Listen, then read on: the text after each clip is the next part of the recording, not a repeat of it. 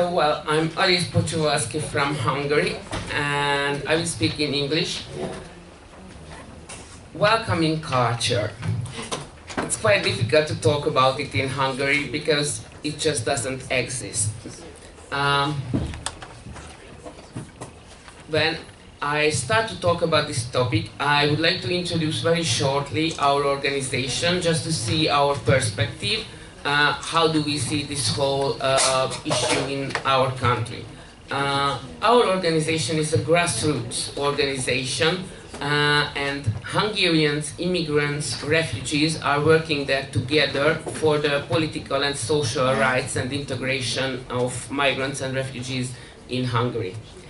And this country is a country of 10 million people, and when we talk about migrants, it means 200,000 people altogether, all types of migrants. So it's 1.4% of the society.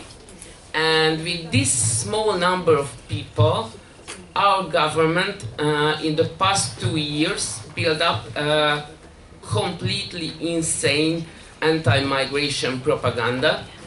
But to understand it, we first have to take a look back. How did it happen? In 2012, there were quite a big group of refugees who started to protest for refugee rights, for better integration conditions in the country. And back then, it was already this government functioning, the Fidesz government, but back then they introduced a better integration system for people, which was called integration contract. It meant financial support for 2 years for those people who have been recognized as refugees, who got some kind of protection statuses.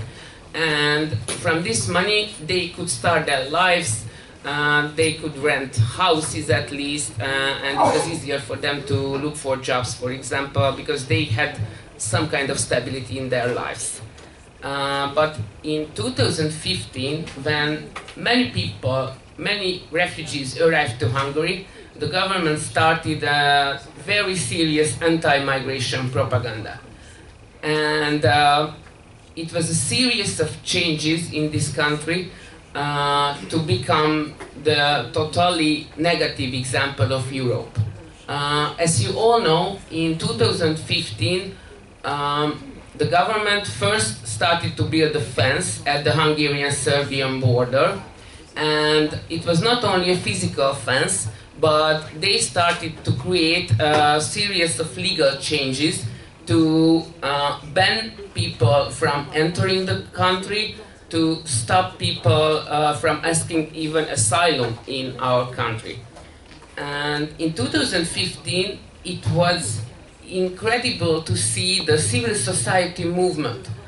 There were big demonstrations against the fence, and tens of thousands of people, citizens, were helping refugees, providing donations, food, even sheltering for people, and it slowly disappeared from the country. And why did it happen? Because first, in September 2015, the fence was erected at the border, and from that moment it was illegal, it was a crime to come through the fence. So many people got into detention, and for 2016, the government slowly started to close down open refugee camps for people, and they stopped this integration contract as well. So it meant that we had less and less people arriving to the country because the government made it even impossible to enter the country. If we talk about the fence, it means that those people who tried to cross the fence had to face criminal cases, court cases, detention, and since 2016 there was a new law introduced, meaning that the Hungarian police has the right to escort back these people to the Serbian side of the fence. And this escort back means physical violence in practice. There are proofs from different activist groups, but for example, the Doctors Without Borders even made some statements about it, that these police pushbacks around the fence means systematic physical violence against people, beatings and dog bitings, even on teenagers and sometimes on children. So if someone tries to cross the fence, they have to face this violence or detention.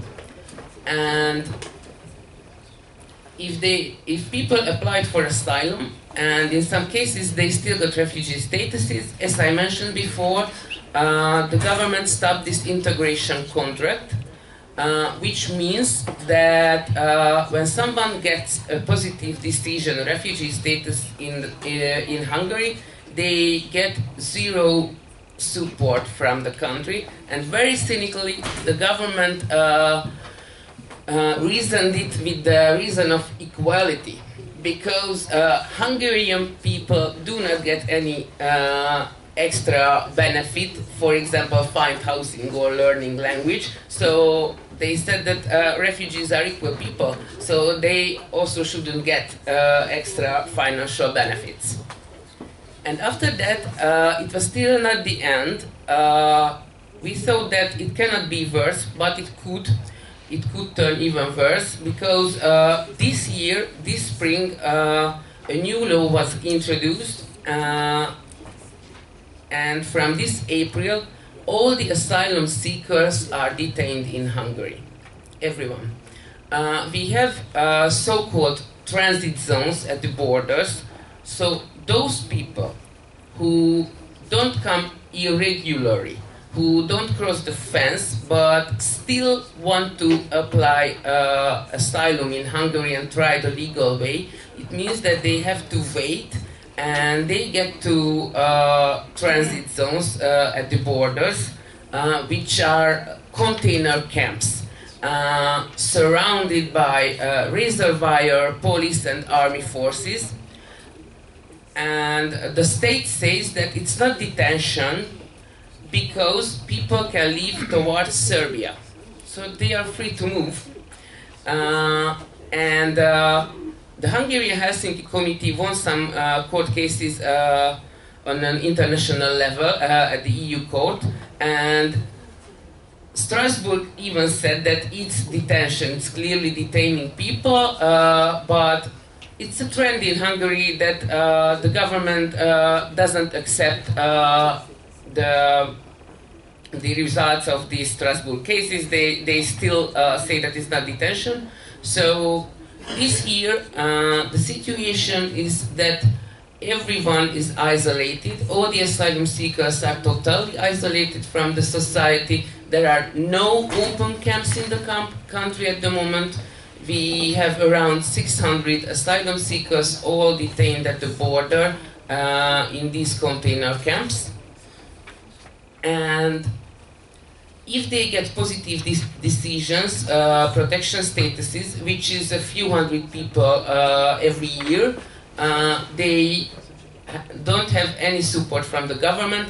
There are some NGOs who try to provide solutions, like looking for jobs or housing, but it's really difficult in the country because, as I said, there is a very serious anti-migration propaganda running for 2 years, and the media, the majority of the media is occupied by the government, so the society only receives news from their perspective.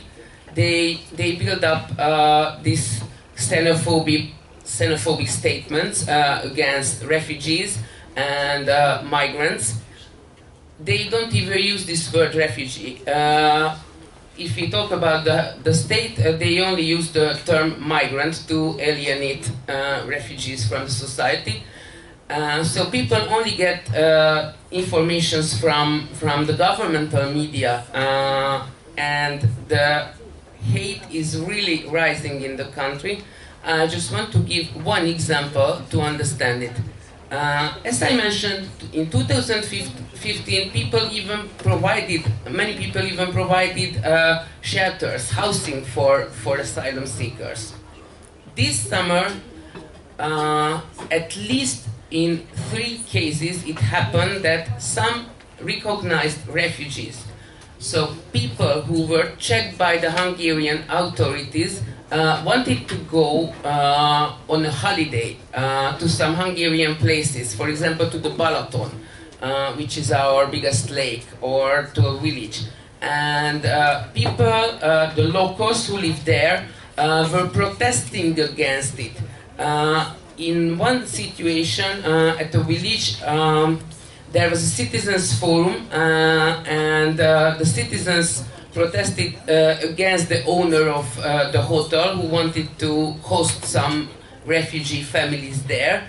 And the owner of the hotel got some hate messages, and his car was damaged, and which is really worrying. Our Prime Minister made a statement after this very sad incident that he really can understand the citizens if they express their opinion strongly and loudly. So he clearly supported violent reactions from locals towards another Hungarian citizen. And then, what can we still do? It's really a question for us.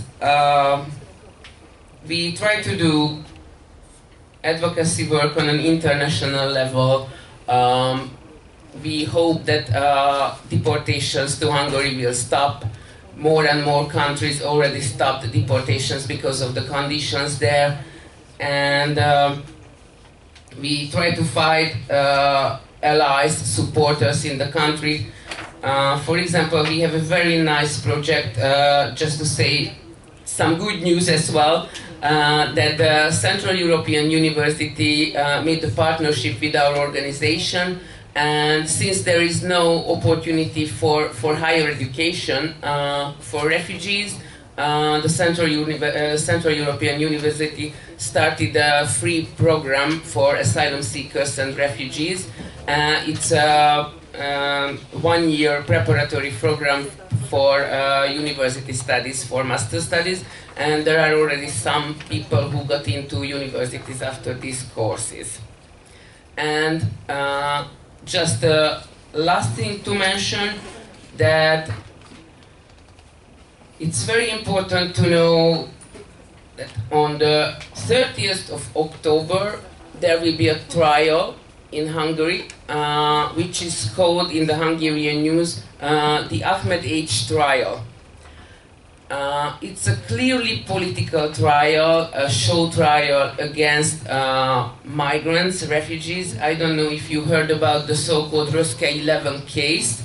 It meant that in 2015, in September, when the border was closed, some people started to protest there because they wanted to move, because it happened just one day, and the day before they could go on. So they started to protest, and after these protests, the Hungarian police arrested 11 people randomly. There were some elder people, one people in wheelchair, for example, and they were arrested as participants of a mass riot. They were imprisoned, and they had sentences between 1 and 3 years.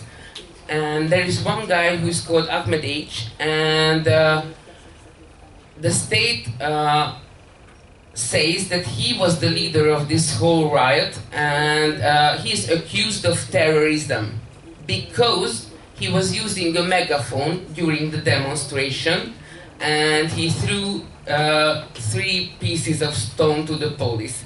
So he's a terrorist, and at the first level court case he got 10 years prison sentence. And now it's going to be a retrial next Monday. Thank you.